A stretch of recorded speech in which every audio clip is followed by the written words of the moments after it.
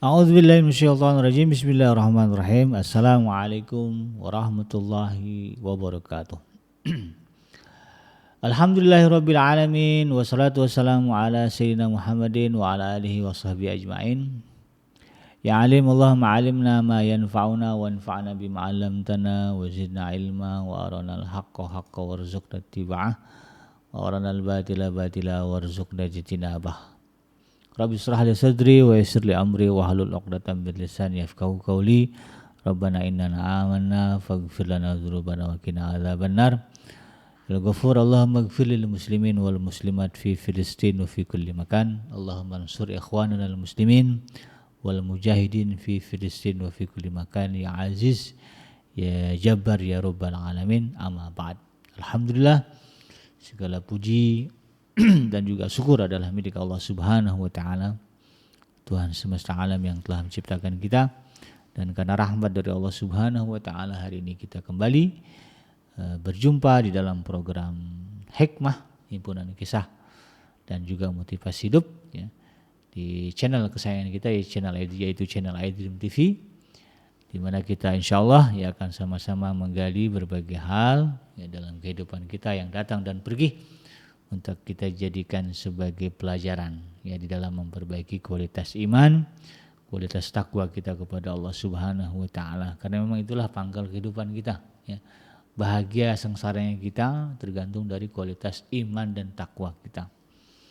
Kalau iman bagus, takwa bagus, maka insyaallah ya di dunia dan di akhirat kita akan menjadi orang yang akan berbahagia ya, walaupun mungkin di dunia miskin ya. Karena kekayaan itu bukan ukuran kebahagiaan. Banyak orang yang kaya tetapi ternyata tidak bahagia. Buktinya apa? Bunuh diri. Ya, banyak kasus begitu kan. Kalau kita baca biografi selebritis ya, tidak hanya di di barat ya, di Indonesia juga banyak. Ya, secara materi cukup, ngetop ya, populer begitu kan, harta banyak ya. Pasangannya sempurna ya, tampan cantiknya begitu, anak-anak juga punya, tapi kemudian mengakhiri kehidupannya dengan bunuh diri. Jadi apa sebetulnya membahagiakan orang? Bukan materi ya, bukan pula kedudukan, jabatan ya, bukan juga ketampanan dan kecantikan, tetapi yang membahagiakan kita di dunia dan di akhirat adalah iman dan takwa kita kepada Allah Subhanahu wa taala. Tidak lupa kita baca salat dan salam, Allahumma shalli ala sayyidina Muhammad wa ala ali sayyidina Muhammad. Assalamualaikum ayuhan nabi wa rahmatullahi wabarakatuh. Semoga Allah menerima salat dan salam yang kita baca dan dilimpah curahkan kepada para nabi dan para rasul ya. Wabil khusus ya Rasulullah Muhammad sallallahu alaihi wasallam, dan semoga kita termasuk orang yang akan berbahagia ketika berjumpa dengan Allah Subhanahu wa taala nanti di yaumul mahsyar ya, dalam keadaan sejahtera ya. Dan semoga kita nanti dijauhkan oleh Allah dari siksa api neraka, dimasukkan ke dalam surga dan dipertemukan dengan Rasulullah sallallahu alaihi wasallam. Amin ya rabbal alamin. Sahabat iDream yang dirahmati Allah, di dalam program Hikmah kali ini kita akan melanjutkan pembahasan tentang akhlak ya, di mana tema kita hari ini adalah bagaimana menjadikan akhlak yang baik sebagai refleks di dalam kehidupan kita. Artinya ya, ketika kita menghadapi segala sesuatu ya, di dalam kehidupan kita, di dalam keseharian kita, yang kita kedepankan adalah akhlak yang baik. Karena memang ya, bicara akhlak ini kan akhlak ada dua jadi ya, bahwa ada akhlak yang baik ya, akhlak yang terpuji ya, atau bahasa Al-Qur'an, bahasa agamanya adalah akhlak mahmudah ya, atau akhlak karimah ya. Ada juga akhlak yang buruk atau akhlak mazmumah ya. Ya, tentu yang diminta ya, oleh Allah Subhanahu wa taala untuk dijadikan sebagai karakter dalam diri seorang muslim yang tangguh ya, adalah akhlak yang mulia ya. Jadi akhlak ini ya, menurut para ulama ya, sebagaimana dijabarkan di dalam Al-Qur'an, ini bisa berubah ya menjadi baik atau buruk. Setiap manusia itu punya potensi untuk menjadi buruk atau menjadi baik. Nah, ini sebagaimana yang Allah sebutkan di dalam surah surah As-Sam ya. Surah Asy-Syams surah yang ke-91 dari ayat yang ke-7, ayat yang ke-7 hingga ayat yang hingga ayat yang ke-10. Nah, ya. Allah Subhanahu wa taala berfirman, "Wa nafsi wa ma sawwaha," ya, dan demi jiwa serta penyempurnaannya. Nah, jadi Allah Subhanahu wa taala menyempurnakan jiwa yang diberikan amanah. Nah, ya. Ya, jiwa ini kan dulu sudah ada gitu nih semuanya ya, dari di alam ruh sana sudah ada ya. Sudah ada dan kita sudah berkumpul semua, dikumpulkan jadi satu untuk menerima amanah. Lalu kemudian dikirim ke dunia ya, satu persatu ya, masuk ke dalam rahim ya para ibu begitu ya. Maka kemudian jiwa ini kan disempurnakan ya, disempurnakan dengan jasa, disempurnakan dengan akal, disempurnakan dengan ruh ya, disempurnakan dengan nafsu ya. Nah, maka kemudian kata Allah Subhanahu wa taala ya, demi jiwa dan penyempurnaannya. Nah, jadi ini Allah tegaskan bahwa jiwa itu berproses, bahwa jiwa itu memiliki tahapan-tahapan dalam penciptaannya. Dan ini Allah jadikan sebagai sumpah agar kita tahu, agar kita tidak cuek ya, dengan diri kita. Ya, kadang-kadang kita ini peduli dengan orang lain tapi kemudian kita tidak mempedulikan diri kita. Ya, kita tidak mengenal dengan baik siapa diri kita sebenarnya. Ya, apa sebetulnya yang kita inginkan, kemana arah tujuan hidup kita sering acuh gitu. Padahal itu adalah satu hal yang penting ya, yang justru harus kita ambil peduli, ya, harus kita pikirkan. Maka Allah ingatkan kita ya, dengan kalimat wa nafsi wa masawwaha, demi jiwa dan penyempurnaannya. Fa'alhamaha fujuraha wa taqwaha. Nah, ini penting nih ya.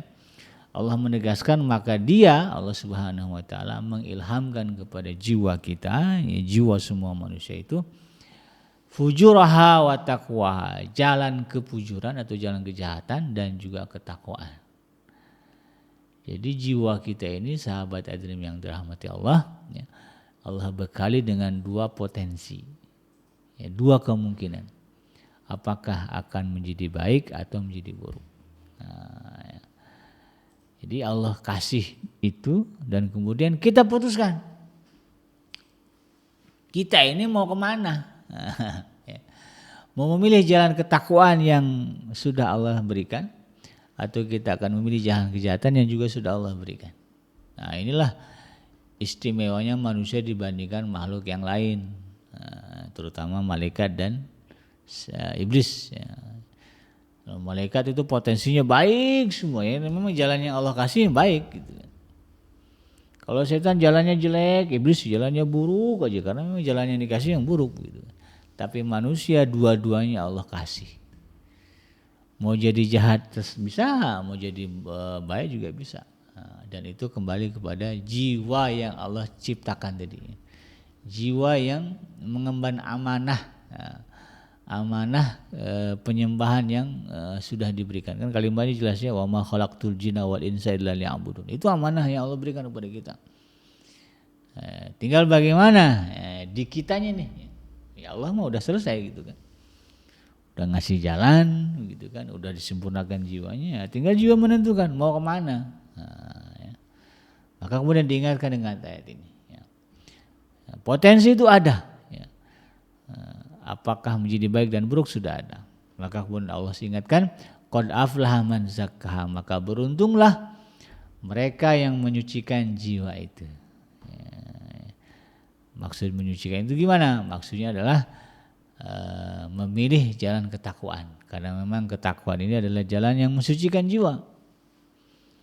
Ya. Sholat itu kan mensucikan jiwa ya.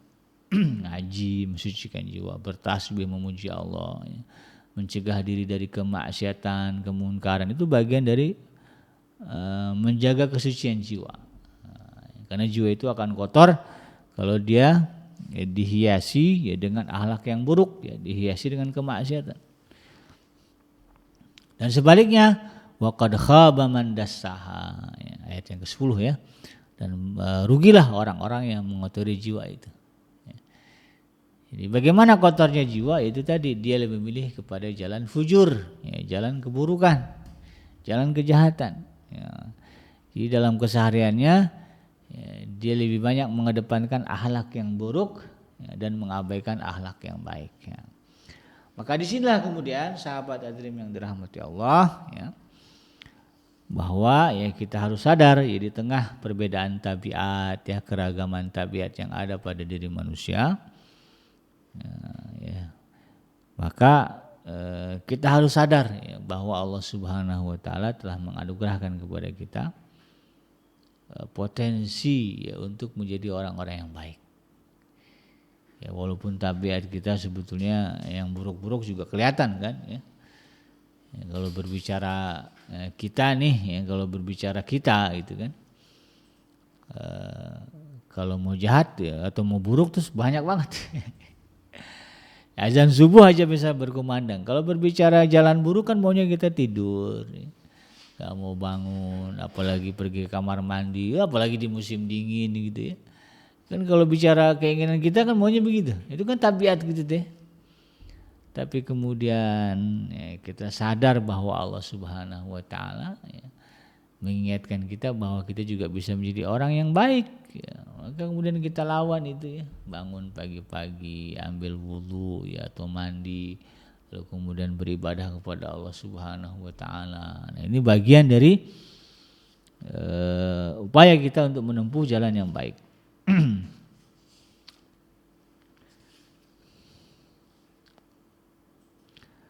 Nah, tapi memang ya kalau berbicara tabiat manusia itu tadi ya, berbicara akhlak yang baik dan buruk, yang paling sulit dikendalikan adalah syahwat. Nah, ya.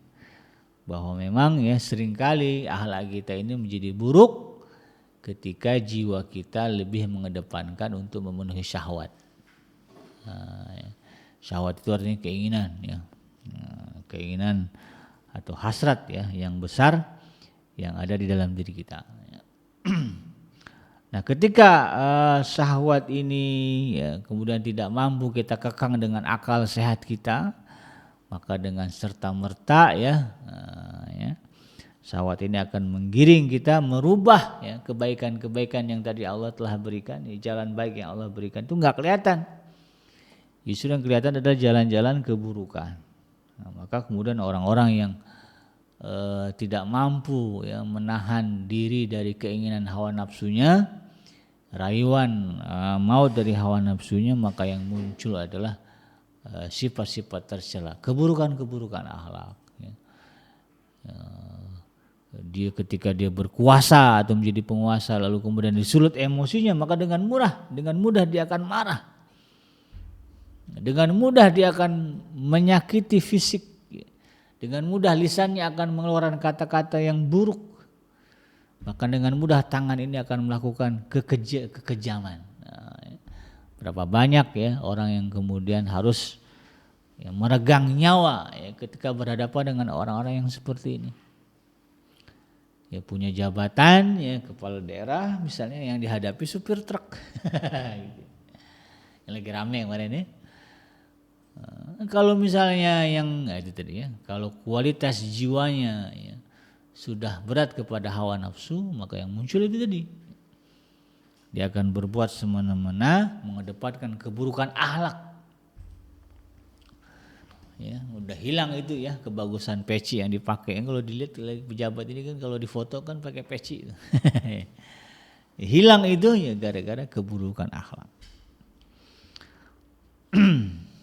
Maka karena itu kemudian sahabat hadirin yang dirahmati Allah ya, kita harus sadar kalau kita biarkan itu terjadi dalam diri kita, maka potensi kerusakannya sangat besar ya. Kita tidak mau ya kebaikan jalan yang baik yang telah Allah sediakan bagi diri kita kemudian hilang, berubah ya menjadi jalan-jalan keburukan dalam kehidupan kita. Nah, justru ya sebaliknya kita harus berjuang bagaimana kemudian ya, jalan kebaikan, jalan kesalehan itu akan semakin nampak ya, dan juga dominan dalam kehidupan kita. Ya. Dan yang buruk-buruk itu kemudian menjadi kecil. Nah disinilah kemudian ya para ulama mengatakan bahwa yang paling penting adalah bagaimana kita bisa membiasakan ya, diri kita untuk senantiasa refleks ya, untuk mengedepankan kebaikan di dalam menyikapi berbagai hal. Ya, dalam bahasa mudahnya ini sebetulnya kita menggiring jiwa kita ini untuk memilih jalan kebaikan itu. Jadi refleksnya jangan kepada yang buruk, ya, mudah aja lah ya. Kaki kejepit tersakiti atau kaget, kan biasanya suka refleks tuh ya. Kejepit pintu misalnya tangan begitu kan, refleks tuh kan, ada refleks ya. Maka biasakanlah refleks yang keluar itu adalah hal-hal yang baik, akhlak yang baik. Mulai dari lisan begitu kan, yang keluar bukan kalimat cacian makian ya, apalagi binatang ya, kadang gitu ya. Tangan kejepit, apa refleks kita nih ya? Masih nyebut nama binatang ya, maaf anjing misalnya atau apalah gitu kan, atau kita menyebut kalimat positif yang mendatangkan keridhaan Allah Subhanahu wa taala, bertasbih, beristighfar, bertakbir, Allahu Akbar ya. Astagfirullah, innalillah gitu, atau kita mengucapkan kalimat-kalimat yang buruk.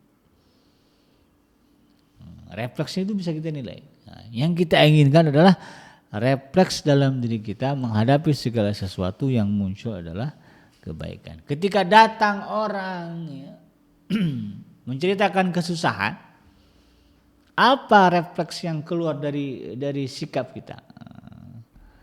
Apakah kemudian mengiyakan permintaan untuk membantu dia, atau kemudian justru kita mengatakan yang lain-lain ya, atau bahkan marah-marah ya.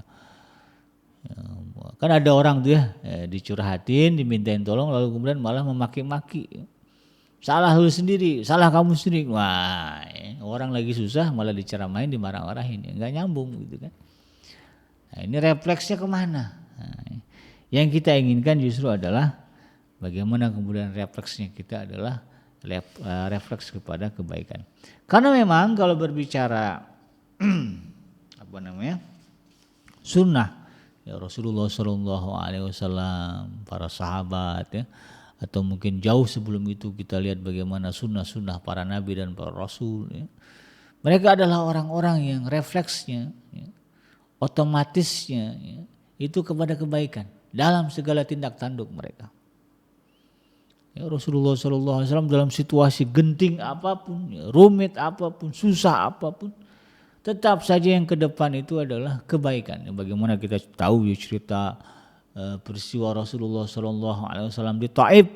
Itu kalau kata Sayyidah Aisyah ya, dalam sebuah riwayatnya, Rasulullah menyebut itu sebagai hari yang paling berat, melebihi beratnya peristiwa di perang Uhud. Ya, perang Uhud itu kan juga besar ya, bahwa Rasulullah SAW ya, di perang Uhud itu kan menghadapi kekalahan ya, menderita kekalahan, bahkan tidak hanya kalah ya, beliau dalam riwayat itu sangat bersedih atas wafatnya Sayyidina Hamzah ya, paman yang sangat beliau cintai karena sebaya usianya, tetapi kecintaan dan pembelaan kepada Rasulullah itu begitu besar ya. Sayyidina Hamzah ini wafat ya, bahkan wafatnya juga tragis ya, dan ini dalam kondisi terbelah ya, hidungnya juga udah dipotong ya.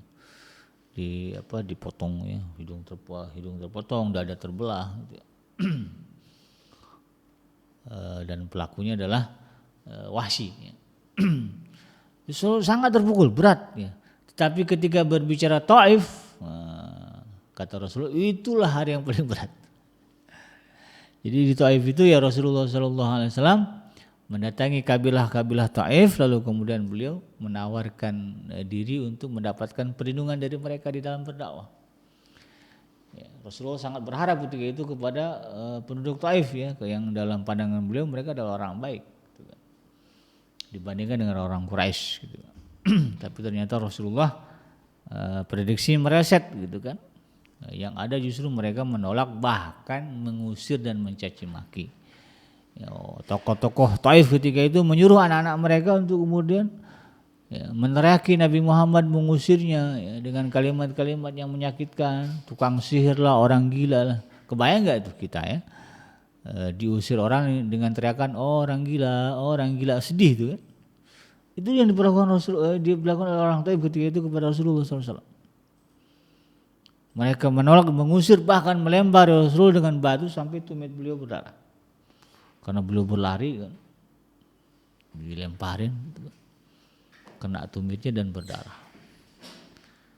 Lalu kemudian ya, beliau berjalan ya, dengan kesedihan itu sampai nggak tahu ini jalan kemana, pokoknya jalan aja deh.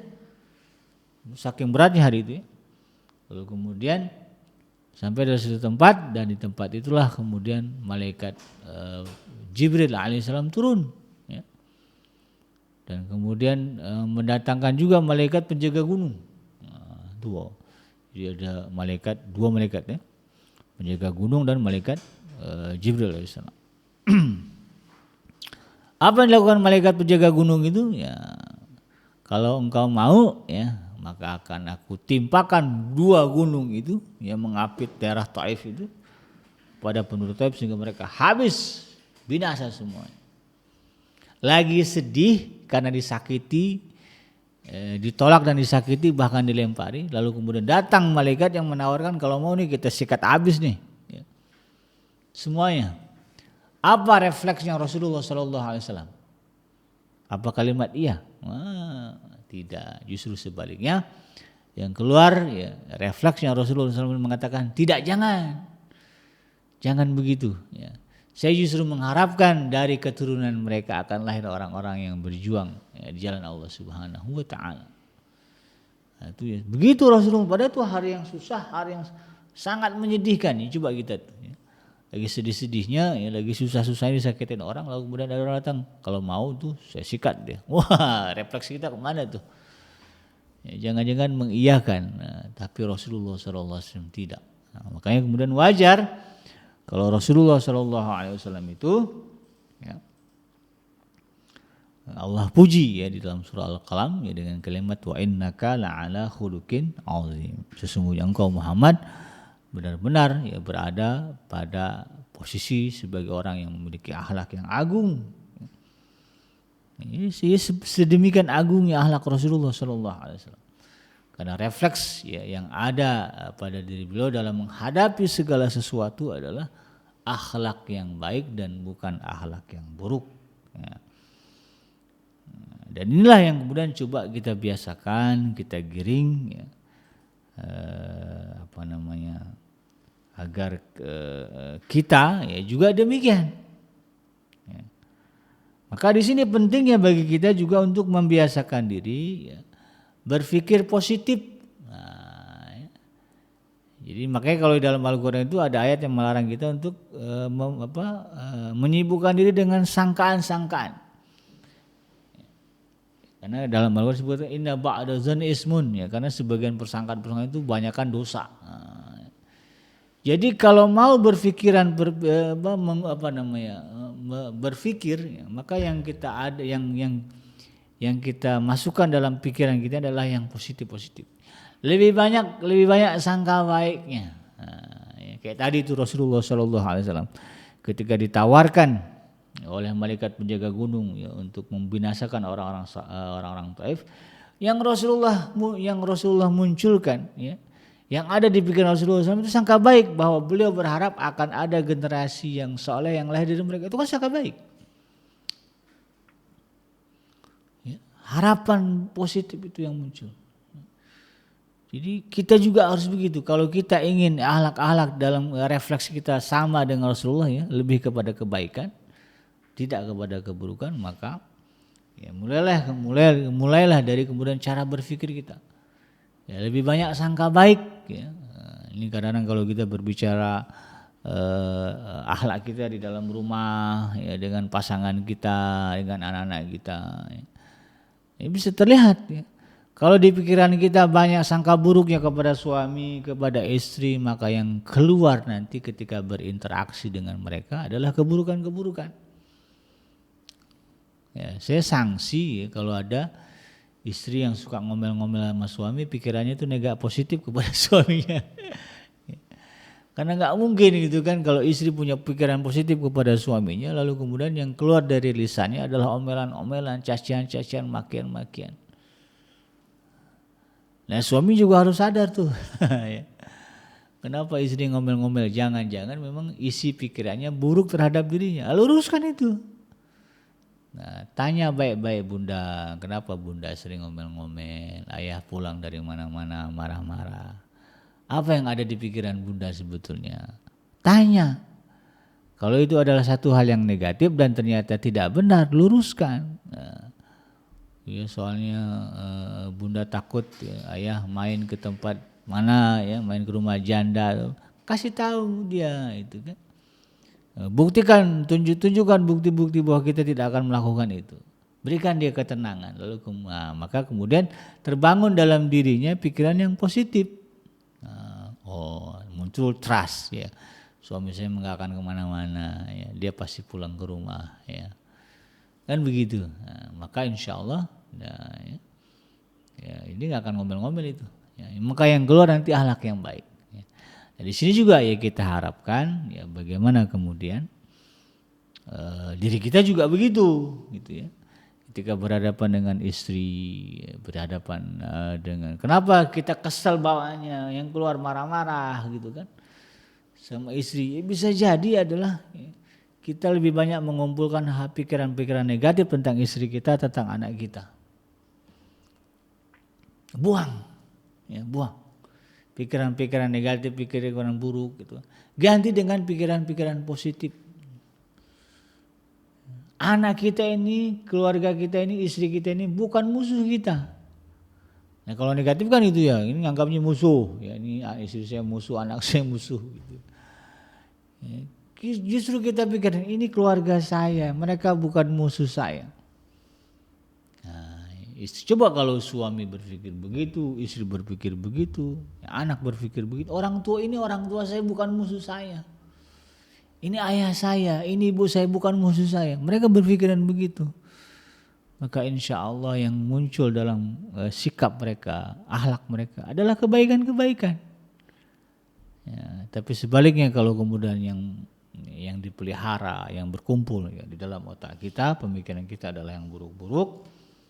Ya, maka kemudian yang keluar juga adalah yang buruk-buruk. Nah, makanya penting ya bagi kita untuk kemudian menghimpunkan ya pikiran-pikiran yang positif ya, positive thinking di dalam benak kita, di dalam kepala kita. Dan itu kita biasakan. Nah, ya, jadi kalau ada opsi mau mikir jelek apa mikir buruk, nah, biasakan kita ambil yang baik. Ya. Kita ulang-ulang, kita biasakan, maka insya Allah refleksnya nanti otomatisnya kita akan milih yang baik-baik. Ya, itu ya. Nah, ini sampah mau dibuang sembarangan apa buang kantong sampah? Oh nggak ada tong sampah, kantongin aja. Refleksnya akan begitu tuh. Ya. Tapi kalau nggak terbiasa, ya, ini sampah, nggak ada tong sampah. Bawa ke rumah malas, ya udah buang aja sembarangan. Nah, yang terjadi akan seperti itu. Nah, gini kita tidak mau. Nah, dan kita harus menyadari juga ya agar kemudian refleks yang muncul adalah yang baik ya, akhlak yang baik di dalam kehidupan kita, bahwa kita harus menyadari kebaikan-kebaikan itu ya, adalah hal-hal yang sangat dicintai oleh Allah Subhanahu wa Ta'ala. Karena pada dasarnya inti ya, tujuan dari semua ibadah adalah supaya mempengaruhi kalbu dan jiwa kita agar menjadi lebih baik. Ya, kita sholat supaya jiwa kita itu baik. Kita puasa apalagi kan, supaya kita bisa menjadi baik kan. Merasakan kelaparan, merasakan kehausan sehingga muncul kepedulian. Oh begini rasanya lapar ya. Maka saya nggak boleh ya cuek ya, acuh dengan orang-orang yang miskin yang nggak tahu besok dia mau makan apa. Ya ada zakat, sama itu kan semua dalam rangka supaya kita ini jiwa kita tuh refleks kepada kebaikan, ibadah-ibadah yang ditetapkan di dalam dalam Islam ya. Apalagi bicara haji itu ya. Banyak orang sekarang yang berpikir takut pergi haji karena takut dibalas keburukannya gitu ya. Ya, karena yang harus dikedepankan adalah kebaikan-kebaikan gitu kan. Itu ada mindset kalau di dunia, kalau di tanah airnya jahat begitu kan, di sana dia akan dijahatin gitu. Ya. Dan memang kalau kita berbicara haji ya begitu, bagaimana kita bisa menahan diri dari emosi ketika berhadapan dengan orang di berbagai macam daerah, menekankan kesabaran di dalam bersikap, mendahulukan kepentingan orang lain daripada kepentingan kita. Semangat takwa kan di situ ya. Itulah ibadah ya. Maka ini kita harus sadari bahwa pada dasarnya ibadah-ibadah yang ada dalam Islam itu pada dasarnya bagaimana kemudian membentuk kebaikan akhlak pada diri kita. Maka akan menjadi percuma ketika kemudian kita sibuk menyibukkan diri dengan ibadah, tapi kemudian yang refleks yang muncul dalam diri kita masih keburukan-keburukan. Ya harusnya kita koreksi, sholat rajin ya, tapi kemudian sama istri masih suka marah-marah nggak jelas, sama suami masih suka ngomel-ngomel, jangan-jangan gitu ya. Kita tidak paham yang maksud dari ibadah itu apa ya. Padahal inti dari ibadah itu adalah bagaimana kemudian kita menjadi orang yang baik dari segi akhlak. Nah, ini sebagaimana dalam sebuah hadis kursi yang diriwayatkan ya, oleh Imam Bukhari. Allah Subhanahu wa taala berfirman dalam hadis kursinya, wa ma yazalu 'abdi yataqarrabu ilayya bin nawafil hatta uhibbah. Ya. Dan hambaku senantiasa mendekatkan dirinya kepadaku dengan berbagai amalan sunnah hingga aku mencintainya. Ini kata Allah Subhanahu wa taala. Fa idza ahbabtuhu kuntu sam'ahu alladhi yasma'uhu bihi wa basarahu alladhi yubsiru bihi wa yadahu allati yabtisu biha wa rijlahu allati yamshi biha. Dan apabila aku mencintainya, ya, jadilah aku sebagai pendengarannya pendengaran bagi dirinya untuk mendengar, dan fungsi penglihatan bagi dirinya untuk melihat, dan menjadi tangan bagi dirinya untuk bertindak, dan menjadi kaki bagi dirinya untuk melangkah. Kalau ibadah yang kita lakukan itu benar karena Allah Subhanahu wa taala, mencari keridhaan Allah Subhanahu wa taala, maka ibadah kita itu akan menjelma menjadi kebaikan-kebaikan di dalam tindak tanduk tingkah laku kita keseharian kita.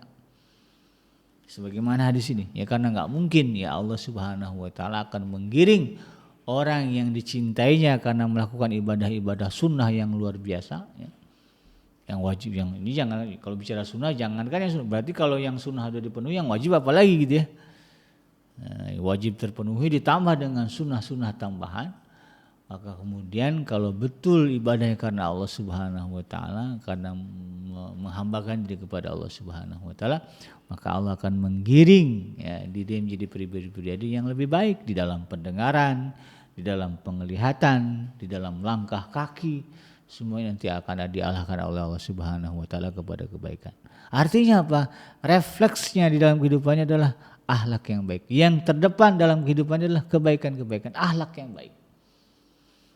Nah, itulah yang menjadi gambaran bagaimana ya, sikap dan tindak tanduk Rasulullah SAW di dalam bergaul. Nah, makanya Sayyidina Anas bin Malik ya, Sayyidina Anas bin Malik ini pernah hidup 10 tahun ya bersama Rasulullah SAW sebagai aspri, asisten pribadi beliau ya, dari umur 10 tahun ya, sampai umur 20 tahun. Tinggal dengan Nabi, tinggal dengan keluarga Nabi. Maka dia katakan tidak pernah selama 10 tahun itu dia mendengar cacian makian. Bahkan kalau Sayyidina Anas bin Malik ini lupa mengerjakan perintah Rasulullah, beliau mengatakan Rasulullah tidak pernah kemudian datang lalu kemudian membentak dan mengatakan mengapa kamu enggak kerjakan? Enggak pernah. Enggak pernah. Kalaupun lupa Rasulullah hanya akan tersenyum dan menggundul, kenapa belum dikerjain? Itu aja paling. Nah, tapi dengan bahasa yang biasa gitu kan. Bukan dengan bahasa yang marah begitu. Itu Sayyidina Anas bin Malik. Ini menggambarkan bagaimana akhlaknya Rasulullah SAW. Kepada aspirinya saja seperti itu. Baiknya gitu kan. Apalagi kepada keluarga inti beliau, kepada istrinya, kepada anak-anaknya, kepada menantunya. Kadang-kadang kita kan miris juga ya. Rumah tangga muslim kita hari ini, kita lihat bagaimana justru kemudian suami menjadi musuh bagi istri, istri menjadi musuh bagi bagi anak, bagi suami, kemudian anak musuh menjadi musuh kepada orang tua, ya. Menantu dengan mertua. Kemarin ada lagi cerita besan, ya Allah, ya. Padahal mereka melangsungkan menikahkan anak, tapi kemudian jadi musuh, ya bunuh-bunuhan. Kenapa begitu? Ya ini ya. Bisa jadi ya ibadah yang kita kerjakan ya, tidak sepenuhnya karena Allah Subhanahu wa taala, tidak dilakukan dengan kesadaran bahwa memang inti dari ibadah itu adalah bagaimana kita menjadi pribadi-pribadi yang berakhlak mulia. Ya. Coba lihat ya guru-guru kita, ulama-ulama besar ya, yang kita kenal, ya, itu rata-rata akhlaknya baik-baik, ya. Sikapnya lemah lembut, ya, penyayang, pengasih. Ya. Dengan orang itu apalagi dengan keluarganya gitu ya. Nah, ini juga menjadi motivasi bagi kita lah. Jangan sampai kemudian kita mulai dari keluarga kita dulu aja. Enggak usah mikir ke orang lain dulu ya. Ya, bagaimana kita bisa menjadi pribadi yang paling baik di dalam keluarga kita. Nah, Rasulullah menegaskan khairukum li ahli wa ana khairukum li ahli. Yang paling baik di antara kalian adalah yang paling baik dengan keluarganya. Dan aku, kata Rasulullah, yang paling baik dengan keluargaku dibandingkan dengan kalian. Inilah ya, mudah-mudahan bermanfaat. Yang benar datang dari Allah Subhanahu wa taala dan yang salah semata-mata lahir dari kealfaan dan kehilapan saya pribadi. Saya bikin pamit undur. Subhanaka Allahumma rabbana wa bihamdika asyhadu an la ilaha illa anta astaghfiruka wa atubu ilaik. Walhamdulillahirabbil alamin. Wassalamualaikum warahmatullahi wabarakatuh.